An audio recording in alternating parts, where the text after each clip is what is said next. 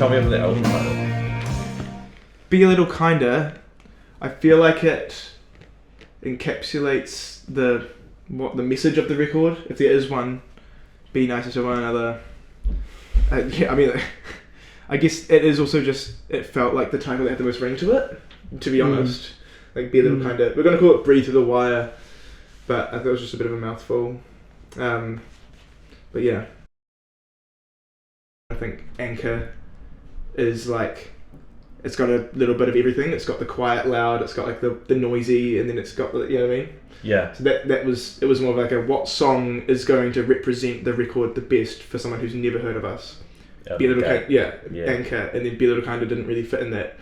Chuck it at the end, and then you can't justify it by calling it an end credit scene. Maybe in my mind, Be a Little Kinder is the Breathe Through the Wire is the closer. Be a Little Kinder is the bonus track. You know what I mean? It's the endless nameless or something. Yeah, the people who have like sat around in the theatre while people are cleaning up. Exactly. Yeah. That's the thought. And then the track list as a whole, like how long did it take was it hard to do?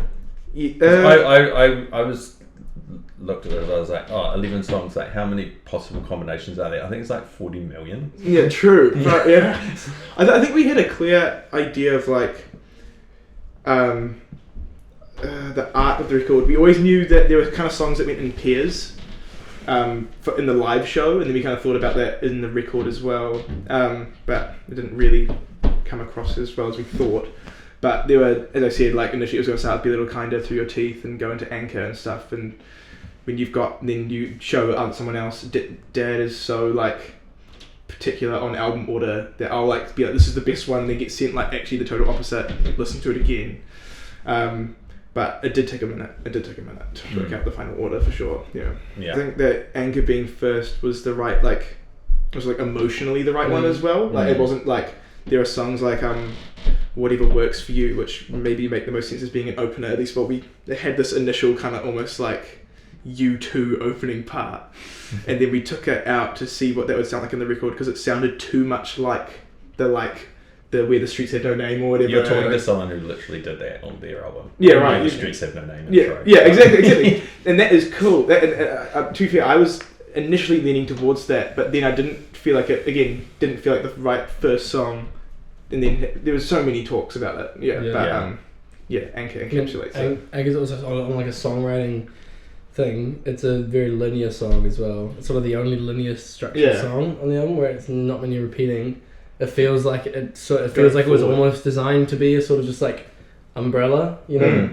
And then going into Through Your Teeth and then going into Peniel, like the three, you know, that's like pretty much the three most like, you know. I think the first three songs explain what it's going to sound like. Yeah. Through Your Teeth is like adjacent to like Your Face Says It All, You Do You, and Didn't Want to Be a Light. Yeah. And then Pinwheel is like a taste of what like Breathe Through the Wire or something is like, and then Anchor's just the all-rounder. Yeah, I think like having the opener is one of the songs that's like you always play that song live, right?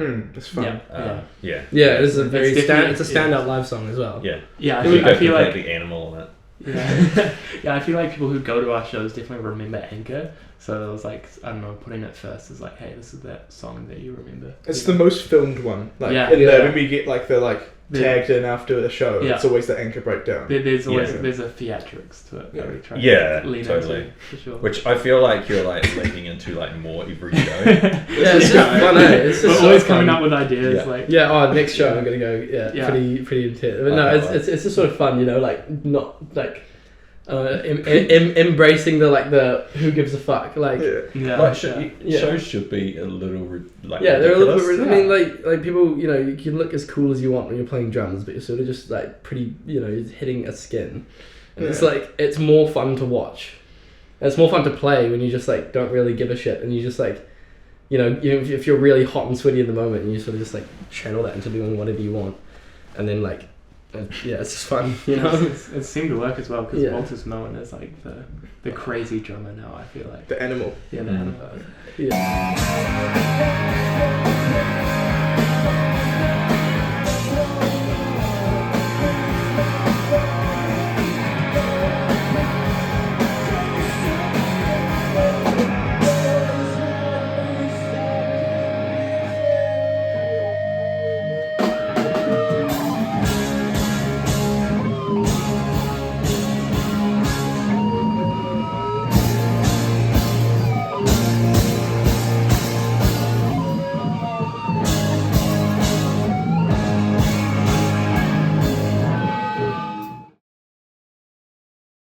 you can't expect people to remember your songs at gigs. Yeah. Like you want to give them a reason to come back out. As much as I'm a firm believer that your songs are the most important part, performance is maybe second or whatever. By like giving someone like that, like, oh, what the fuck was that? Like they'll remember that. They're not going to remember the chorus, but they're going to remember that. You can remember a bit, but like when you watch a band play half an hour, like you can't remember. No. Like, it's when you go back and start singing the band like multiple times, then you start this song, this song. And you want to give you want to put like the hook for them to come. I'm going to go to that show because Walter goes crazy. Yeah, it was entertaining to watch, and then it's like, oh, the songs are right also, too.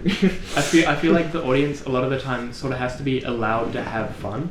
Like if you're in the audience and like the band isn't moving and nobody in the audience is moving, it's like really hard to like, I don't know, get into the music. But if I like being on stage, you have like authority a bit, and if you're going crazy, if you're doing dumb shit, then it sort of like allows the audience to. Keep you on like the live dropper. I feel like a lot of the times bands, especially when they're like, a band like you guys where it's like, a sonic assault on the sentence kind of thing. A lot of the times like making an album is about like trying to capture that live band as best you can. Like, like do a Die, just 3 days with Steve Albini and like, bang. But I feel like that's not the approach you took to this record. No. It's like, there's layers and to me it's like probably, because the songs are so strong, it's sort of more around sort of making that shine through, but like still the balance of that with retaining the power of the live show, I think is captured pretty well. I think that the next record approach will be a bit more. Well, there's a lot of the recording process was quite interesting because the first thing was the snare sucked. It was just out of tune the whole time, so we had to replace it with a sample. So maybe that adds to like the more like it sounding like a studio recording rather than like a live thing. Yeah, and it was all isolated. If you got a note. I mean, I reckon the reason that this first record doesn't sound like, or like wasn't aimed in the live direction is because it's just not the same band as well. It's just different. We just say it's a different time. It's a different era. It's a Jude and River wrote the songs with a band with Dropper at the time, and now it's just like changed with the intention of it being the Beths but a little bit harder. Yeah, that was the idea initially. Or it wasn't it was like the Beths and Bob Mould, and now it's more. Now it's like.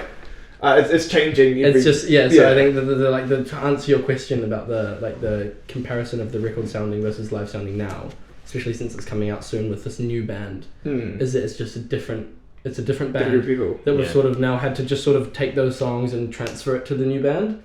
And Carlos especially sort of lets the studio magic part sort of shine through, while me and Toby he's way more like jangly. You and Carlos are more on that buzz, where me and Toby are sort of taking the parts that we didn't write into the sort of direction where we would have gone them, So that's what I think. But you can. I think also like, they said it was like written as an idea of being a bit softer and getting into like the more like jangly music again, and like that was the idea. It was going to be cleaner. It was going to be a bit more like the studio recording is like almost like the not radio friendly, but like the kind of like the softer version of the song. And I think naturally most bands are gonna like the studio's gonna be softer, just because you're not, unless you're playing it over like a giant PA, it's not gonna But I think the next record we want to maybe try do more like channel at least like energy. For me, that's the highlight of the album. Obviously you've got Line Breaker on vocals for that song as well. What can you tell me about like how that came to be? So that song, it was me and River on this couch working it out. We wanted to write another slow song for the record, and we wrote the chorus, just the chorus, and then I think a couple of days later we wrote like the opening riff, and he did the do whatever. Anyway, we did a voice memo of both of us doing that back and forth singing thing.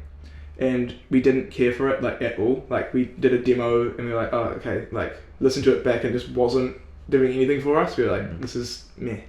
And then I showed Lilith the song at Massey one day, and I'm just like, oh, got any advice? Got any like, where would you take this? And she loved it, and I was like, oh, I don't really like it that much. Why don't you get on it? And then she like I think that day did like we deleted like all of River's vocals or whatever and replaced them with Lilith's. Sorry, River. Sorry, River. But we were quite happy to do that, and it just worked so well. It was like, it just made the song make sense. I think having like 2 male voices on that song started to sound like real like kind of dodgy emo, like all the kind of like high, like, it's like really, and then it was like the juxtaposition of Lilith's voice with mine is like really, really good. I don't know, and because her voice is so like affected as well, it sounds like it's such a different. It's so like got a real tone to it. Yeah, it's really cool. I'd love to do more songs with Lilith. Yeah. I feel like that song. It just for me, it captures like this like there's this like mournfulness and this hopefulness like at the same time. Yeah, and, like it's it's definitely. I mean, that kind of one is kind of example of like not a lot of thought, but it ending up being good. Like that was written in the chorus at least was like a 5-minute like same chords you do every time, E, C sharp, B, A or whatever. Put a capo on it so it's a different key. And giving away the tricks. Yeah, giving away the tricks, guys. But it's just it was one of those thoughtless, just putting out like just writing for the sake of writing, and it ending up being like really good. It's probably one of my favorites. I think it's like first or second favorite for sure. Like it's definitely been like we haven't ever played it live. It's been purely studio, so we're working on that. Yeah. Credit to both River and Lilith for helping with that one because that that's awesome. Like River equally added to that as much as me and Lilith. Yeah. And it's a genuine collaboration between 3 people. And it's you can hear that. Yeah. Yeah.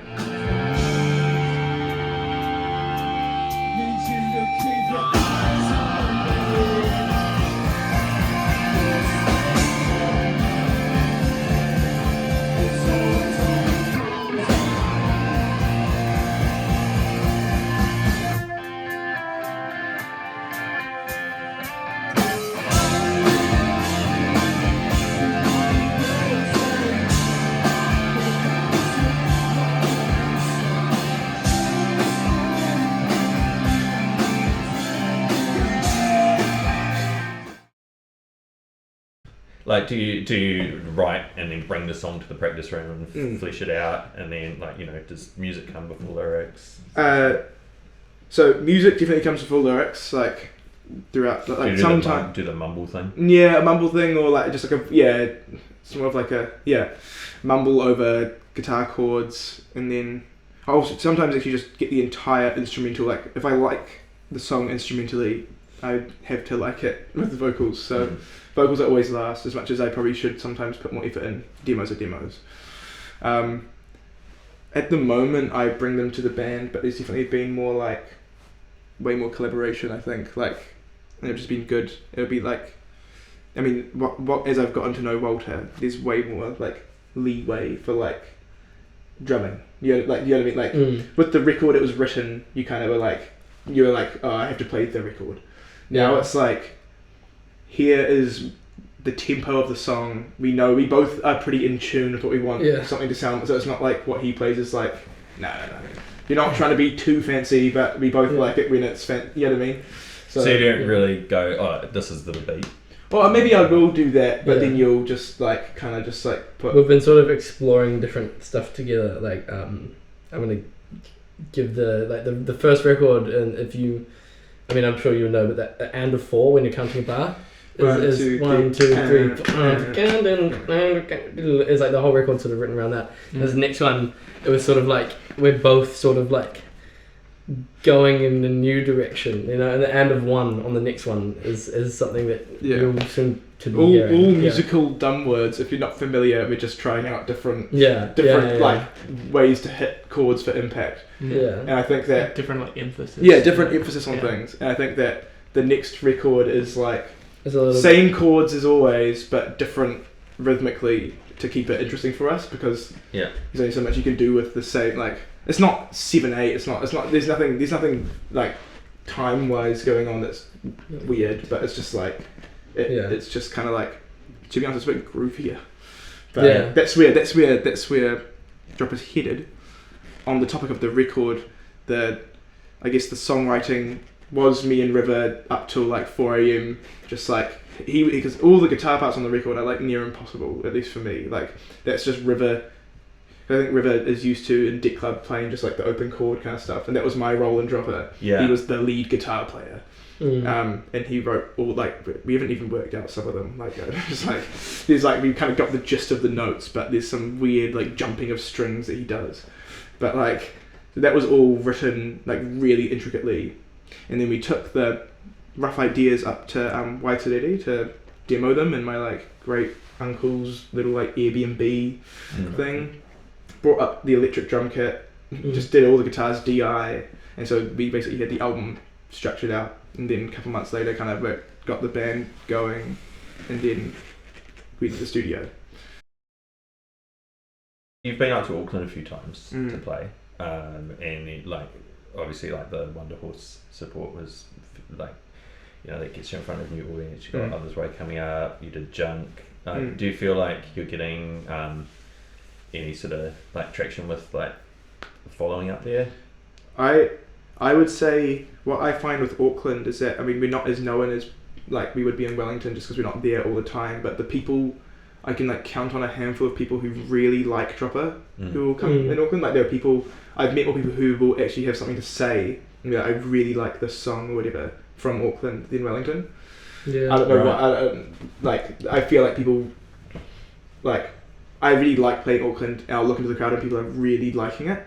Feel like with Wellington we just play all the time. You know what I mean? But people will like become you get taken for granted a little bit. Wellington, But I'll get like messages from people after playing Auckland like that was really good and I like this part and this part and I'm like, oh that, you know, that makes my entire month. You know what I mean? Yeah, I noticed quite a few, like you shared quite a few stories from the Power Station show, so there are obviously lots of people posting them. That Power Station was really good. We've had a really friendly sort of welcome into the scene up there, I think. Yeah, and these guys are from Auckland as well. Yeah. Oh, right. So there's I mean, it's just good vibes up there for me, and Toby. And it's always just like to the be holiday and stuff like, as well. Yeah. But and I mean like the Auckland scene. I mean, from viewing from Wellington now, it just works a little bit differently than in Wellington. Like it seems like it's just. I mean, for the layout and the infrastructure behind the scene in Auckland is really, you know, it's really unique because it's just like. So spread out compared to Wellington, and if there's like a venue per like suburb, and you sort of just like pretty restricted to that. But all the tickets and stuff are like real interesting because Aucklanders don't seem to buy tickets. Well, neither do Wellingtonians. But like, but apparently like Auckland is like even worse, which is like I don't know, it's different. Yeah, Toby, do you wanna you can take this one away? Yeah. I mean, for me, it's always just like super fun playing a show and like all my friends are in the crowd. Yeah. So there's always like that to look out for. But yeah, Auckland scene, I feel like it's definitely like, I don't know, the layout of the city really affects it because Wellington is so walkable and you can just like walk down and see a band. But I feel like Auckland, you have to go out for a band and you have to make that commitment at the start of the night. You can't just like show up to a gig randomly. So I feel like popping into IGAM. Yeah, exactly. You can't just like pop down to San Fran or whatever, just walk there. Yeah. Like you have to like catch 2 buses into town. So I feel like people there are like. That's what makes them more committed as well. Yeah. I was saying, that sort of makes it more fun when they are there. Yeah. There's a sort of like. They've gone like for a purpose. Yeah. Yeah, there's a purpose to it.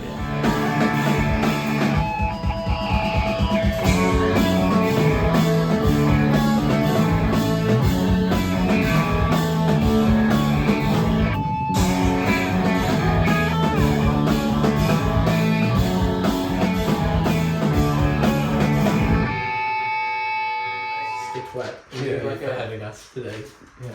Yeah. So much. Peace and love from the Dropper team. Listen to the record, spray the CDs. Yeah. Carlos isn't here. Shout out Carlos. He plays the guitar. Thanks Twat. Thanks Jude. Thanks me. Thanks Toby. Cheers, guys. Cheers. Cool.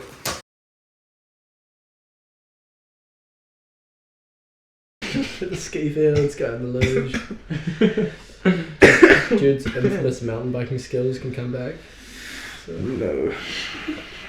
Not no mountain biking skills here.